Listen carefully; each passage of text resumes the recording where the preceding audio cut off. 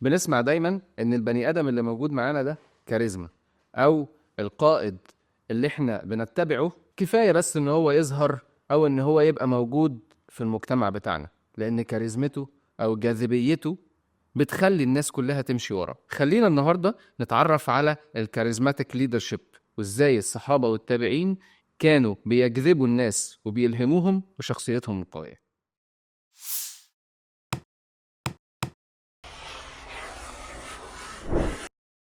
القيادة الكاريزمية هي ببساطة شديدة إن الشخص أو القائد مش بس يكون قوي أو عنده خطة عشان خاطر يقود الناس بيها، لأ، دي شخصيته لوحدها بتخلي الناس تتبعه بحب وثقة.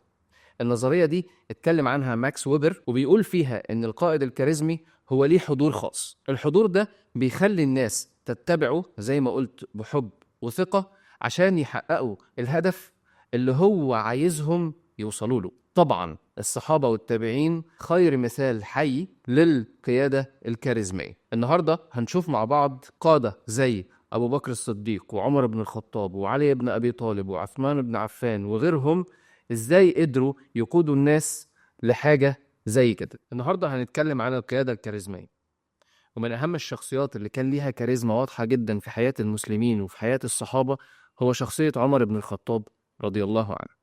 لدرجة إن سيدنا محمد صلى الله عليه وسلم دعا دعوة وقال: اللهم عز الإسلام بأحد العمرين. وربنا اختار عمر بن الخطاب إنه يعز الإسلام بيه. تاني موقف لعمر بن الخطاب إن هو لما راح للولي اللي هو عمرو بن العاص اللي كان تحتيه ساعتها، قال له: متى استعبدتم الناس وقد ولدتهم أمهاتهم أحرارا. ده بيبين إن شخصية عمر بن الخطاب في أي موقف دايما كانت طاغية، ودايما كانت هي اللي بتحكم أكتر من خطة وأكتر من أي حاجة. القائد الكاريزمي هو قائد بطبيعة الحال شجاع، وإذا اتكلمنا عن الشجاعة فهو علي بن أبي طالب خير مثال للشجاعة. لدرجة إن هو في غزوة الخندق كان فيها المسلمين بيعانوا أشد العناء، لأن كان في حصار من اليهود ساعتها. اللي حصل إن علي بن أبي طالب عرض نفسه لمبارزة حاسمة مع عمرو بن ود العامري، وما كانش همه أي حاجة خالص. كل اللي كان همه إن هو ينتصر علشان خاطر يدفع المسلمين ويجب عنهم الأذى. في نفس الوقت لما المسلمين لقيوه صامد ولقيوه شجاع وانتصر على عمرو بن ود العامري، خدوا دفعة للأمام واتجهوا ان هم ينتصروا في هذه المعركة.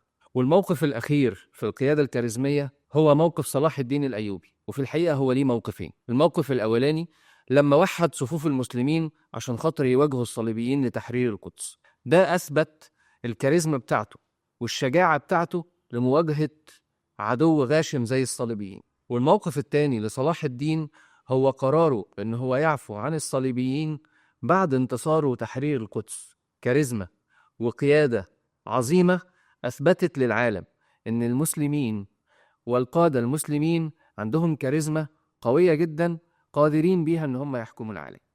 القائد الكاريزمي هو القائد اللي بيقدر يجمع الناس حواليه في أصعب الظروف.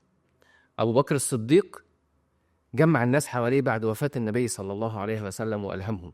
عمر بن الخطاب رفع شعلة الحرية. علي بن أبي طالب وصلاح الدين الأيوبي الاتنين خلدوا أسمائهم بشجاعتهم وعدلهم.